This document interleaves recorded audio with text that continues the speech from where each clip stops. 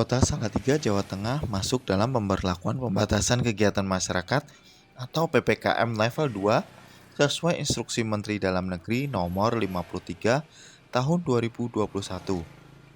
Kondisi ini menunjukkan penanganan COVID-19 Salatiga berangsur membaik karena sebelumnya berada di PPKM level 3. Kota Salatiga, Jawa Tengah masuk dalam pemberlakuan pembatasan kegiatan masyarakat atau PPKM level 2 sesuai instruksi Menteri Dalam Negeri nomor 53 tahun 2021. Kondisi ini menunjukkan penanganan COVID-19 di Kota Salatiga berangsur membaik karena sebelumnya berada di PPKM level 3. Pemerintah Kota Salatiga menghimbau, meski kasus COVID-19 cenderung turun, masyarakat jangan dulu euforia.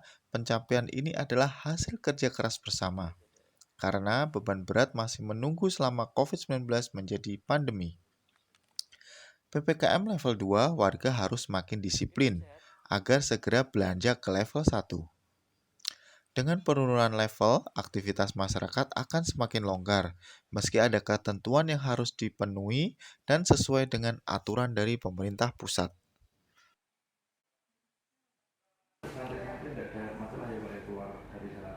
Nggak ada masalah. Tanggal mudik, Belum tanggal datang kan ada dokumen. Antigen dan Ya. sebagainya kan.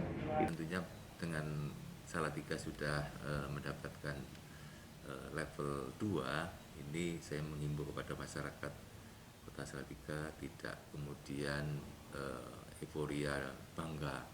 Ini merupakan tugas beban tanggung jawab kita bersama, sehingga protokol kesehatan tetap harus dijaga, ditaati supaya segera turun lagi levelnya dan aktivitas kegiatan masyarakat tetap diatur sebagaimana PPKM dan SOP yang berlaku nantinya.